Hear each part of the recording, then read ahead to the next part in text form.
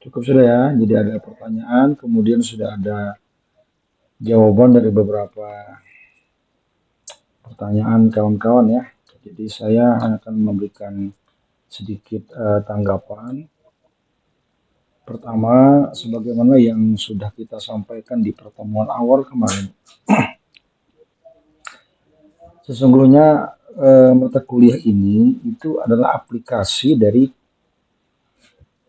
metode tafsir tematik ya, atau tafsir maudhu'i. Maka sebetulnya kerangka penulisan kita untuk pembuatan makalah itu mestinya mengacu kepada metode tafsir tematik gitu. Dan saya juga sudah katakan bahwa kita mungkin tidak lagi mengulang dari nol ya apa itu dan bagaimana sesungguhnya tafsir tematik. Ya karena itu sudah dilewati pada saat mungkin ketika studi di S1 ya. Jadi ini adalah aplikasi saja lagi. Oleh karena itu kita coba mengembalikan perspektif meteorologisnya ya, bahwa kita akan membahas konten atau materi itu iya ya. Tapi maksud kita di program S2 di kesempatan kali ini kita mencoba untuk memantapkan sisi meteorologis ketika kita membahas suatu topik tertentu, tapi dengan kacamata atau perspektif Quran. Ini yang perlu kita sama-sama persamakan dulu ya untuk perkuliahan kita di mata kuliah Al-Quran dan isu-isu sosial kontemporer ini. Karena memang saya tidak sempat ya mengawali narasi atau wacana mengawali bagaimana makalah ini akan kita buat. Karena di pertemuan awal kemarin terbatas, kemudian pertemuan kedua rencananya mau ketemu, ya ternyata ada hambatan ya sehingga tidak kesampaian. Lalu pada pertemuan ini langsung gaspol ini maju makalah presentasi ya. Sebetulnya kita belum punya kerangka untuk membuat makalahnya kayak mana sesungguhnya gitu kan. Akhirnya ya udahlah bikin aja dulu. Nanti akhirnya kan pembahasannya kan bukan saya katakan liar, tapi kita ingin ke depan nanti pembahasan kita itu berangkat dari sebuah kerangka metodologi dari kacamata atau perspektif tafsir maudhu'i atau tafsir tematik. Saya kira begitu ya. Nah, jadi begini sebetulnya. Makalah kita itu kan mengacu kepada silabus atau RPS yang ada. Tapi jangan kemudian dipahami bahwa apa yang tertulis di situ itu menjadi judul. Itu hanya topik saja ya, hanya topik saja. Nanti judulnya itu silakan disesuaikan, silakan dibuat ya sedemikian rupa, sedemikian menarik dan tentu makalah itu nanti memiliki nilai ketuntasan untuk dibahas dan tentu juga mengandung nilai yang sangat signifikan ya untuk kita kembangkan karena harapannya nanti makalah ini kalau bisa outputnya itu adalah jurnal gitu. Nah, karena outputnya itu jurnal, maka penulisan kita tentu harus fokus ya dan spesifik, kemudian harus analitis gitu. Nah, jadi yang kedua yang ingin saya sampaikan bahwa di RPS itu, kalaupun ada judul 1, 2, 3 sampai berapa itu tidak serta-merta menjadi judul, tapi itu fokus saja yang bisa diangkat dan akan disesuaikan mau mengangkat fokus apa dengan judul apa ya dengan ayat yang mana yang cocok yang relevan untuk dikembangkan. Itu yang kita maksudkan. Nah, sebetulnya makalah yang malam ini itu bukan judul ya, bukan maksud kita untuk dijadikan makalah, bukan itu. Ya, itu hanya karena makalahnya itu nanti adalah langsung ke topik inti ya, ke fokus-fokus utama yang akan kita bahas dalam wacana besar yang disebut dengan kesejahteraan sosial. Jadi bukan kita membahas apa itu kesejahteraan sosial, ya, lalu apa tujuannya, ya. Tapi yang kita maksud nanti itu adalah pembahasan inti dari persoalan isu sosial itu terkait dengan apa itu yang akan kita ungkap, dan sebetulnya itu akan dimulai pada pertemuan setelah kita berikan orientasi atau pemahaman atau review terhadap RPS yang ada. Sekira itu ya. Kemudian yang ketiga yang perlu saya sampaikan bahwa berdasarkan makalah tadi, anggap saja itu contoh ya. Contoh, mestinya contoh itu kan yang baik dan terbaik ya. Tapi karena ini perdana, ya nggak apa-apa ya, sama-sama kita simak bersama. Jadi saya ingin sedikit mereview ya. Berdasarkan kepada RPS yang ada itu, tolong nanti bikin judulnya yang spesifik ya. Lalu merefer atau merujuk kepada ayat Quran surah apa. Itu loh yang harus kita angkat, yang kita pahami. Fatimah itu yang RPS yang urutan keberapa setelah ini? Yang pertama apa, kedua apa anunya itu, biar kita bisa review dulu gitu kan. Itu urutan kedua ketiga itu apa temanya? Fatimah? Oh, Fatimah. Nah ini Fatimah. Baik. Kayaknya lagi di luar itu Tur. Iya, kayaknya lagi lagi menyiapkan sahuran mungkin, jadi lagi sibuk beliau ini. Oke, jadi begini. Ini contoh saja. Ya, contoh. Nanti akan dikembangkan di makalah berikutnya. Misalkan yang kita angkat adalah soal kemiskinan. Nah, kan gitu. Kemiskinan.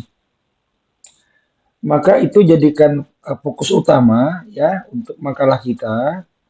Kita membicarakan soal teori atau konsep kemiskinan di Quran, tapi dalam perspektif atau kacamata tafsir tematik atau maudhu'i, itu ya. Jadi kan kemiskinan itu bagian penting dari isu kan, isu sosial. Itu maksud saya. Nah, dengan demikian kita kemudian menempuh metodologi tafsir maudhu'inya, tafsir tematiknya. Setelah kita menemukan topik yang fokus tentang teori kemiskinan, maka kita mengumpulkan ya dua cara. Satu adalah, adakah ayat di Quran itu yang langsung bicara dalam istilah miskin? Ya. Secara terminologis kata-kata miskin itu digunakan. Ternyata ada kan? Ternyata ada. Al-masakin, miskin itu banyak sekali di Quran. Yang kedua, kita kumpulkan ayat yang memang maknanya senada dengan miskin. Ya, bisa nanti fakir, atau mustadafin, atau orang-orang yang memerlukan, yang ihtikar, atau yang serupa dengan makna miskin. Ini yang harus kita tempuh di awal ya, untuk membuat topik tentang kemiskinan. Nah, setelah kita kumpulkan beberapa ayat terkait dengan kemiskinan, baik menggunakan kosakata yang sama yang digunakan di Quran, atau kemudian yang senada dengan istilah kemiskinan, itu baru kita susun ya sistematika atau alur wacana yang bisa kita kembangkan. Tapi ingat, ini berangkat dari Al-Quran, berangkat dari beberapa ayat Quran yang sudah kita kumpulkan. Kita susun, baru dibuat kerangka sistematis, kira-kira apa yang menjadi poin penting dari ayat yang sudah kita kumpulkan. Oke, maka kita bisa membahas pertama. Tentu kita awali dari definisi ya. Lugatan atau istilahan itu pasti. Ini kerangka metodologis ya tafsir maudhu'i. Kita bahas dulu miskin secara bahasa, istilah logatan apa, istilahinya apa, itu diungkap dulu. Nah, untuk memperkaya ungkapan makna semantik dan etimologi kata miskin atau derivasi masakin, atau yang senada seperti al-fuqara, atau yang senada yang lain seperti al-mustadafin, itu gunakan satu sumber yang pernah saya katakan. Kita gunakan kitab Mu'jam Maqayisul Lughah ya. gunakan kitab Mizan Lisanul Arab, atau gunakan juga Mu'jam Mufradat Alfazul Quran. Itu langkahnya. Kita bisa menemukan nuansa etimologi ya dari istilah miskin, mustada'afin, kemudian fuqara dan sebagainya. Nah, dari situ kemudian baru kita ulas lagi sesungguhnya apa yang menjadi penyebab misalkan kemiskinan. Itu akan terungkap kalau kita sudah berhasil mengumpulkan sekian ayat yang satu topik dengan soal kemiskinan itu. Makanya langkah awal jangan lupakan koleksi semua ayat terkait dengan kemiskinan. Baru buat sistematika uraian pembahasan. Apa yang menjadi penyebab kemiskinan? Ya kan? Nah, di situ nanti ulasan kita tidak semata-mata tekstual Quran ya. Nanti ada pendekatan kontekstual dan intertekstual. Nah, disitulah nanti masuk ya analisis bagaimana kita memahami Quran. Sehingga kita bisa menemukan apa yang menjadi penyebab kemiskinan. Gitu. Apakah miskin itu karena memang kondisi atau karena dibuat ya, atau karena takdir atau bagaimana? Itu kan akan terjawab ketika nanti kita sudah bisa berhasil mengumpulkan sejumlah ayat. Ingat dalam tiga pemahaman tekstual, kontekstual, dan intertekstualitasnya. Jangan dilupakan itu. Nah, setelah kita menemukan apa basis penyebab, nanti mungkin akan kita temukan juga bagaimana solusi untuk menangani kalau memang menjadi masalah ya terhadap kemiskinan. Nah, semua itu tentu berangkat dari cara kita memahami. Nah, disitulah kemudian nanti bahwa pendekatan tafsir maudu'i itu tidak semata-mata mengandalkan pendekatan tafsir ansih ya, tapi harus kita gunakan pendekatan yang sesuai dengan isu yang ada. Jadi kalau misalkan kita membahas kemiskinan dalam Al-Quran, maka wacana Quran itu tidak cukup hanya dalam sebatas wacana Quran ya, yang saya katakan tadi tekstual, kontekstual, intertekstualitas ya. Tapi sekaligus kita perkaya dengan pendekatan sosial ekonomi, karena ini bicara soal kemiskinan. Kemiskinan tidak bisa lepas daripada sosial dan ekonomi ya. Oleh karena itu memahami konsep Quran tentang kemiskinan, ya kita harus menyertai bagaimana teori sosial, ya teori ekonomi. Karena kalau kita tidak punya kekuatan teoritik, maka kita tidak punya ketajaman untuk memahami ayat, ya, sehingga kita akan nanti terjebak.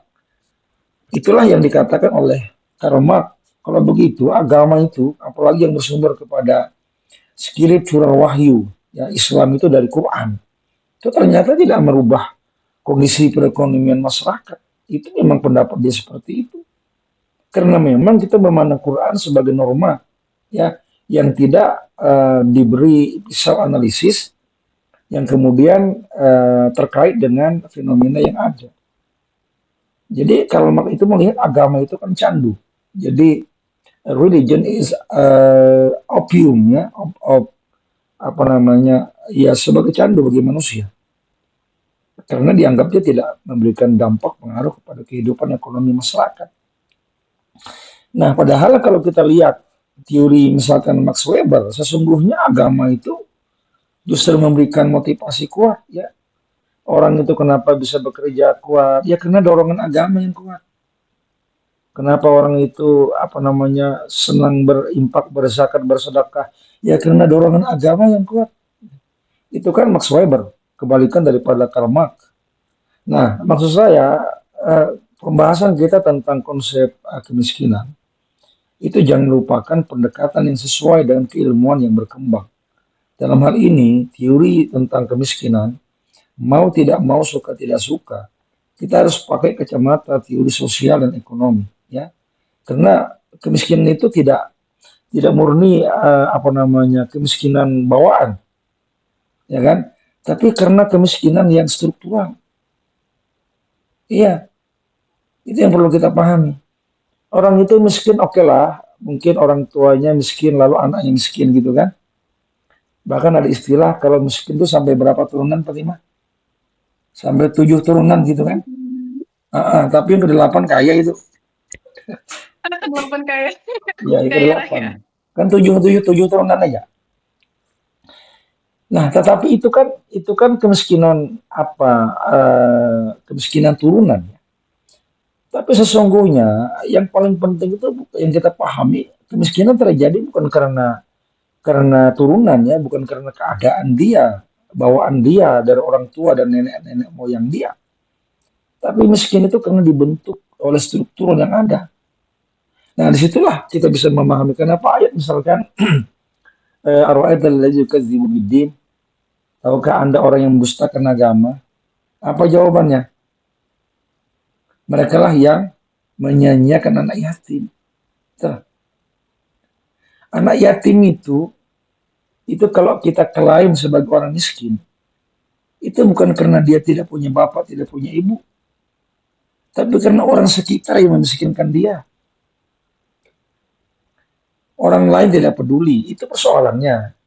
Ini yang disebut dengan kemiskinan struktural, ya kemiskinan sosial.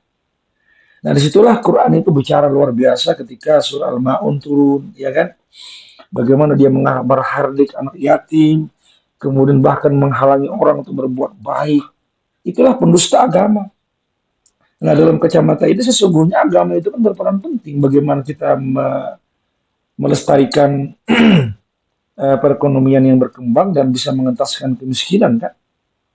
Tapi orang-orang yang justru mengabaikan agama itulah yang Quran sebut dengan pendusta agama. Nah, disitulah pentingnya pemahaman kita untuk memaknai ayat itu ya dengan kacamata yang sesuai dengan keilmuan yang ada. Nanti akan dikiaskan dengan konsep lain, apa teori yang relevan untuk kita kaitkan ya, berdasarkan kepada topik atau pembahasan masing-masing. Nah, saya kira yang begini akan lebih apa? Lebih tuntas ya. Kacamata Qur'aninya itu akan kelihatan gitu loh. Ya, kacamata tafsir maudhu'inya akan terasa. Kita tidak ngebahas lepas ya tentang tentang zis, tentang ya macam-macam lah. Tapi kita kan belum berangkat dari sebuah pendekatan terminologi yang Quran angkat ini apa sih kan gitu ya. Nah itu nanti harus kita sama-sama perbaiki bersama ya. Dan harapan saya nanti kalau ini kita buat sedemikian rupa, ya satu judulnya spesifik, kemudian jelas mengangkat apa tema apa ayat apa, lalu pembahasannya tuntas, dan jangan lupa selain pembahasan ayat yang sifatnya tekstual, kontekstual, intertekstual, diperkaya pula dengan pisau analisis keilmuan yang sedang berkembang sesuai dengan topik yang ada, insya Allah itu akan menjadi sebuah karya atau makalah yang bagus dan kita optimis itu akan menjadi proyeksi yang bisa dijadikan sebagai jurnal ya di jurnal ilmiah, jurnal nasional atau bahkan mungkin Sinta ya, Sinta 5, 4, 3 bahkan 2 gitu. Mudah-mudahan begitu. Jadi harapan saya tolong nanti Fatimah makalah yang Ya, ada Kak. ini diperbaiki, makalah yang ada ini difokuskan supaya proyeksi kita ke depan itu adalah makalah ini bisa menjadi jurnal ilmiah. Jadi kita bisa ngebaca lah, ini makalahku ini kira-kira pantaskah, endakkah masuk ke jurnal kan gitu ya. Nah, oleh karena itu perlu pertimbangan. Jadi enggak kemudian pembahasan kita. Kata kuncinya adalah fokus. Fokuskan pembahasan dan tuntaskan analisisnya. Itu akan memudahkan kita untuk meyakinkan kalau kita akan bisa membuat tulisan yang bagus ke depannya. Oke, saya kira itu saja ya. Terima kasih, ini pemakalah yang luar biasa. Mudah-mudahan nanti makalah ke depan topiknya apa sudah mulai mengarah bagaimana kita mentaati ya, mentaati apa namanya koridor metodologis sebuah tafsir tematik atau tafsir maudhu'inya. Jadi bukan sebuah makalah lepas, bukan opini lepas gitu ya, tapi betul-betul sebuah hasil dari kajian tafsir tematik, tafsir maudhu'i yang kita kembangkan berdasarkan konsep tertentu dalam ayat yang kita angkat. Saya kira demikian ya. Terima kasih dan ya selamat apa nih menjelang sahur kah? Jam berapa sudah ini? Oke, semoga Ya, tetap Pak. semangat ya, tetap apa kuat. Nah, ibadahnya jangan kendor lah, mudah-mudahan berkah berataan. Oke, saya Amin. kembalikan Pak, kepada siapa tadi izin pembukaannya. bertanya, Pak. Boleh, Pak? Silakan, silakan, silakan. Apa? Iya. Jadi kan berarti bukan kayak bahasanya sesuai dengan tema yang ada di RPS ya, Pak ya, namun dikerucutkan lagi ke analisis dalam tahapan tafsir maudhu'i kayak gitu. Betul, Nah, betul sekali. terus dalam pembagian temanya nih, Pak, gimana nih, Pak? Kan kemarin kan karena ini ya, jadi ulun bagi kayak per tema satu tema itu 2 orang, tapi dengan dibagi pembahasannya kayak gitu. Kan di dalam RPS itu ada kayak beberapa poin kayak menjelaskan poin pertama, poin kedua kayak gitu. Nah, jadi satu bagian materi itu Hmm. 2 orang dengan setengah-setengah pembahasan, tapi tetap satu makalah atau dalam bentuk artikel aja, bukan makalah. Iya, jadi Ya, Pak. teknisnya, Gimana? teknisnya pertama ya, RPS itu acuan saja. Jadi nggak mutlak seperti apa adanya, acuan saja. Silahkan nanti angkat judulnya apa yang menarik. Kemudian ayat-ayat yang ada di situ juga acuan. Jika sekiranya ada ayat yang lebih tepat, yang relevan, silakan digunakan. Itu maksudnya. Kemudian upayakan pembahasan itu fokus dan tuntas, gitu ya, dengan pendekatan yang tidak normatif, normatif Quran, tapi sekaligus ada nuansa pendekatan empiris, gitu ya, baik menggunakan teori-teori keilmuan yang ada atau mungkin pendekatan-pendekatan lain yang kira-kira memiliki makna ya, agar maksud kita Quran itu bisa kita pahami dan Quran bisa tersampaikan dalam kehidupan nyata. Itu maksudnya makalah ini. Ya kalau Oke. memang bisa diproyeksikan menjadi sebuah jurnal, kenapa tidak? Maka kalau Iya. kita proyeksikan menjadi sebuah jurnal tentu nanti taati beberapa ketentuan atau kriteria sehingga lolos dan layak untuk diangkat menjadi sebuah jurnal ilmiah. Itu ya. Oke, baik. Berarti untuk metodenya sendiri nggak mesti harus maudhui ya, Pak ya? Bisa tahlili Enggak, atau ijmali seperti itu ya. begini, mau itu pasti ya, karena berangkat dari topik. Ketika mau itu adalah mengacu kepada topik, maka langkahnya itu ya dia elektis ya. Tentu dia juga tahlili, bahkan dia juga bisa muqarrin, bahkan dia juga bisa ada ijtimai. Jadi jangan dibeda pisahkan secara parsial ya. Bahwa kalau kita mengangkat berdasarkan topik itu sudah masuk ke tafsir maudu'inya. Nah, ketika kita membahas secara detail kan masuk ke tahlili, ya kan? Ketika pembahasan kita mencoba membandingkan, ya berarti kan muqarrin. Ketika pembahasan kita ulas dalam pendekatan sosial budaya, berarti kan ijtimai, ada ijtimai. Jadi masuk semua. Jadi jangan dibeda pisahkan secara parsial tentang 4 pendekatan tafsir yang sudah dipelajari ketika S1 ya. Tidak. Tetap maudu'i sebagai core utama bahwa kita menerapkan apa yang disebut dengan tafsir maudu'i. Ya, karena kita mengambil topik tertentu di Quran, ambil ayat apa sebagai sampel contoh, kembangkan dan perkuat dengan teori-teori yang relevan. Itu ya. Oke, baik Pak. Berarti maudhui itu menjadi metode utama dan bisa disandingkan dengan metode yang lainnya gitu ya Pak ya, Baik, lebih tepatnya. silakan. Ya, Oke, baik. baik. Terima kasih Oke. Pak. Yang lain Ada yang lain mungkin ya? Ada yang lain ada yang silakan ingin kalau yang bertanya bertanyakan. biar jelas. Bismillah, izin. Silakan. Oke. Saya mau bertanya soalnya berdasarkan pembagian tema yang sudah dia lakukan di awal pertemuan kemarin oleh Kosma juga. Saya kebetulan dapat tema analisis tahlili tentang indikator kesejahteraan sosial dalam Quran surah Quraisy ayat 3-4. Kalau saya lihat penggunaan tema semacam ini kayaknya mengkerucut ke surah Quraisy saja ayat 3-4. Sedangkan yang Pian sampaikan tadi bahwa kita diarahkan untuk melakukan penelitian, penulisan dengan basis maudhu'i.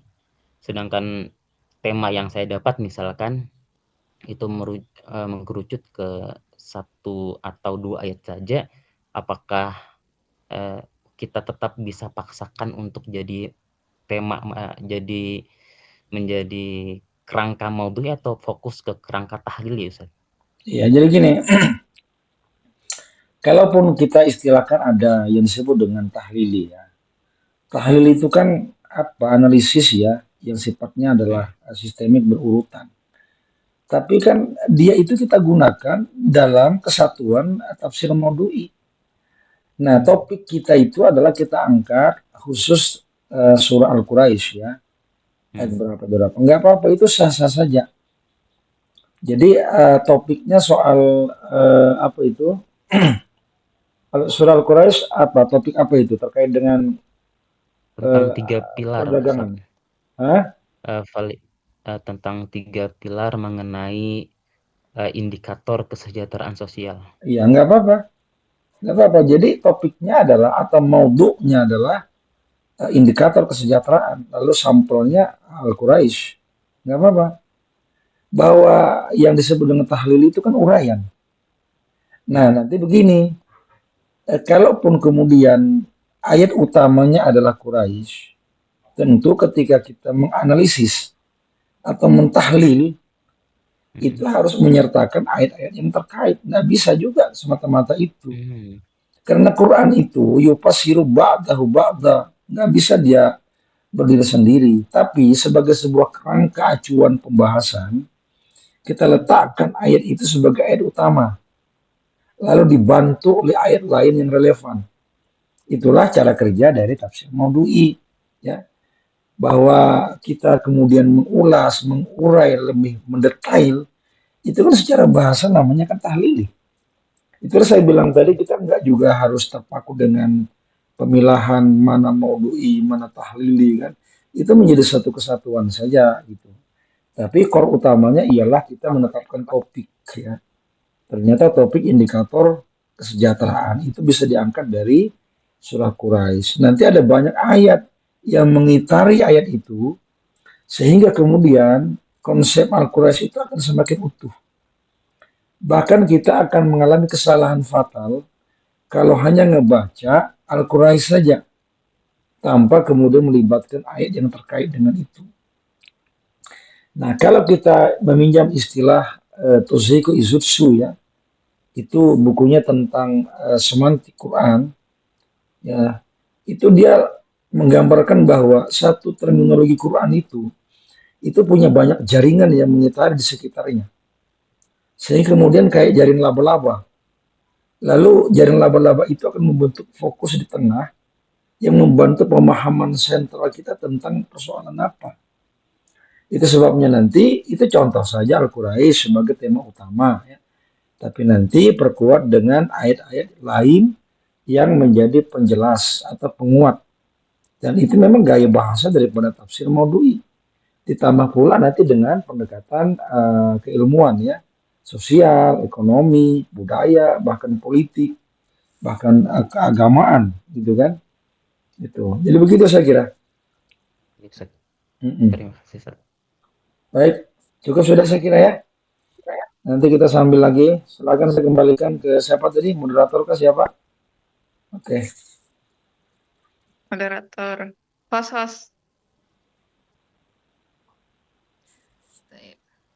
Terima kasih kepada Ustadz ya atas penjelasannya dan juga kritik-kritiknya tadi serta jawaban dari pertanyaan-pertanyaan kami, dan juga kami ucapkan juga terima kasih pada kawan-kawan sekalian ya yang telah berhadir pada perkuliahan kita pada malam Ramadan kali ini. Oleh karenanya mari kita tutup pertemuan kita malam ini ya, dengan membaca hamdalah ya. Alhamdulillah. Alhamdulillahirrahmanirrahim. Ya, untuk kekurangan dan serta kehilafannya, saya sebagai moderator memohon maaf. Wabillahi taufiq wal hidayah. Wassalamualaikum warahmatullahi wabarakatuh. Waalaikumsalam warahmatullahi Waalaikumsalam warahmatullahi Warahmatullahi wabarakatuh. wabarakatuh. Oke, selamat sahur Syukran lah. jazilan. Iya.